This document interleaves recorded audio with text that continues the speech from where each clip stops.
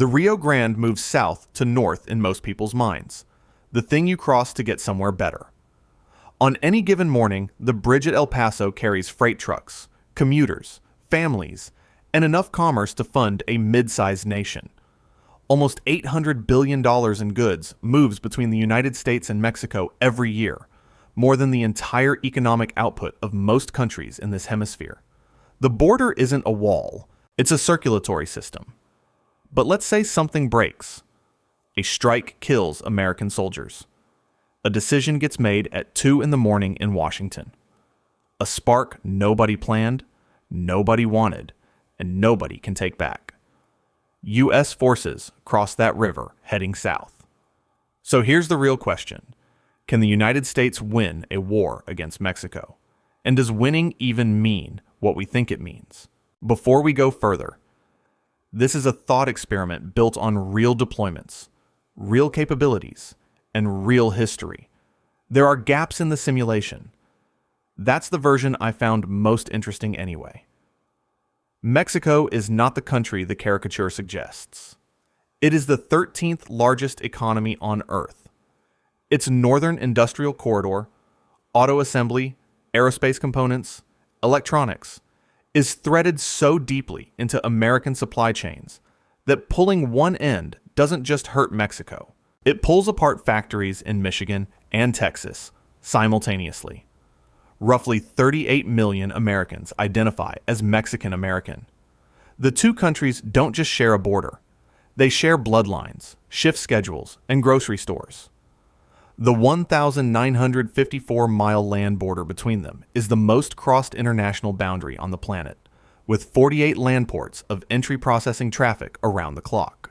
Establish that weight before anything else, because what comes next only makes sense if you understand what's being broken.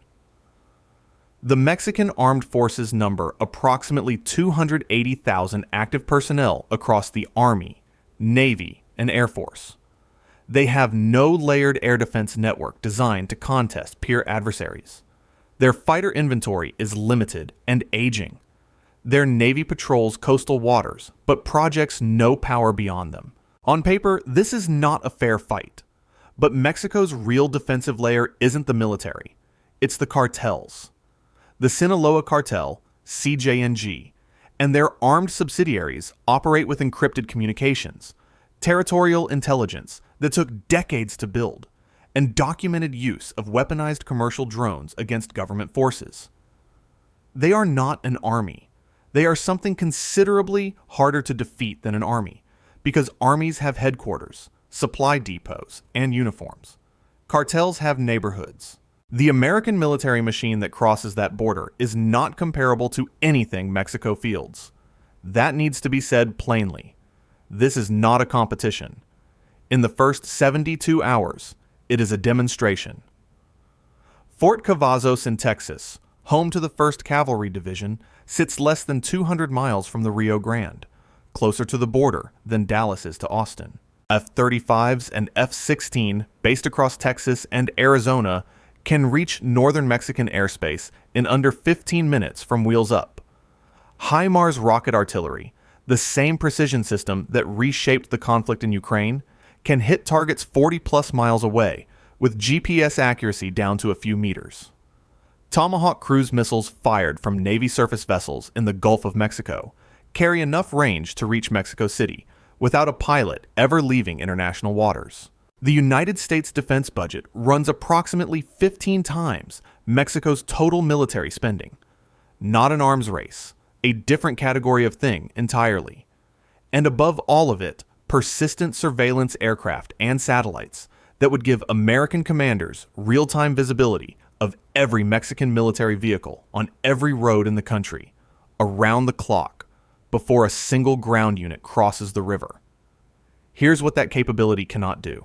It cannot tell a cartel lieutenant from a civilian in a pickup truck on a dirt road in Tamaulipas. It cannot make 38 million Mexican Americans feel good about watching this on television. And it cannot fix what's about to happen to the supply chain running in both directions through those 48 ports of entry that just became a war zone. The first move isn't troops, it's silence. U.S. Cyber Command targets Mexican military communications infrastructure in the hours before any physical crossing. Radar stations go dark. Air Force coordination networks fragment. The opening act of this war sounds like nothing. A colonel in Chihuahua picks up his radio to report what his screen is showing him, and the line is dead. He has trained for degraded communications. Training and 4 in the morning are 2 different weights to carry. Then the aircraft arrive. 2 F-35s drop to low altitude and go supersonic over the northern corridor. The sound arrives before any visual does. Not a crack, a pressure wave that registers in the chest before the ears process it. The kind of sound that stops conversations mid-sentence from Juarez to Monterrey. The Mexican Air Force scrambles its available fighters. They are outclassed in every measurable parameter: radar range, missile standoff distance, electronic warfare capability. Within hours, U.S. aircraft operate freely over northern Mexico. HIMARS batteries begin suppressing military installations across the border states. Ground forces cross at multiple points simultaneously along the entire length of the frontier. The Mexican army fights, and in isolated engagements, fights with genuine discipline and courage. But they cannot mass forces without being tracked, and they cannot hold fixed positions against air-supported mechanized assault. Within 48 hours, every major military installation in northern Mexico is destroyed, abandoned, or surrounded. In Monterrey, 5 million people, 90 miles from Texas, the industrial capital of the country, a family sits in front of a television, watching the president address the nation. The word he uses is soberania, sovereignty. The children ask what it means. Outside, the distant percussion of artillery carries south from the desert on a dry wind, faint enough that you could almost mistake it for something else. Almost. A cartel logistics coordinator in Tamaulipas watches a U.S. Army convoy roll down a federal highway through binoculars. He makes 2 phone calls. He is not calling to negotiate. Outside the U.S. Embassy in Mexico City, 1,200 miles from the nearest fighting, a protest forms within 6 hours of the first strikes. By nightfall, it numbers in the tens of thousands. The Mexican government has not surrendered anything. It will not. But here's where it gets complicated. The United States has now won every engagement it has fought.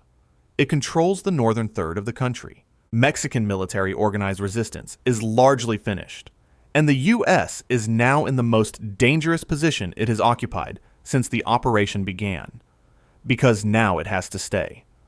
Not a campaign, an occupation, not a victory, a problem with no return address. The cartels, who spent the first 72 hours watching, begin moving into every territorial vacuum U.S. forces created. They are not fighting the American military. They are positioning. Urban terrain in Monterrey, Reynosa, and Matamoros becomes a different kind of battlefield, one where air superiority is irrelevant, and every street looks identical from above. Each day of sustained operations costs an estimated $300 to $500 million, using comparable figures from Iraq and Afghanistan as a baseline. That number compounds daily, while the political cost compounds faster. The 38 million Mexican Americans watching this are American citizens. They vote. Mexico's oil exports run approximately 1.1 million barrels per day, and a significant portion of Gulf Coast refinery capacity was designed around Mexican crude. The U.S. has not just invaded a neighbor. It has disrupted its own fuel inputs, its own manufacturing base, its own labor markets. USMCA, the trade agreement that replaced NAFTA, does not have a clause for this. It simply stops functioning. $800 billion in annual trade does not pause gracefully. Mexico cannot defeat the United States military. That was never in question. But Mexico does not need to. A country of 130 million people, 4 times the population the United States had during its own civil war, does not need to win. It needs to not lose. And not losing for a population that knows every street, every mountain pass, and every dirt road in their own country is not hard. Mexico has a long memory for foreign soldiers on its soil. The French came in 1863. The Americans came in 1916. There is already a word for what this is. El invasor, the invader. It does not require translation. The soldiers who served in northern Mexico would come home to a country that hadn't agreed on why they went. Some would describe it in operational terms: objectives taken, positions held, coordinates cleared. Others would go quiet when asked.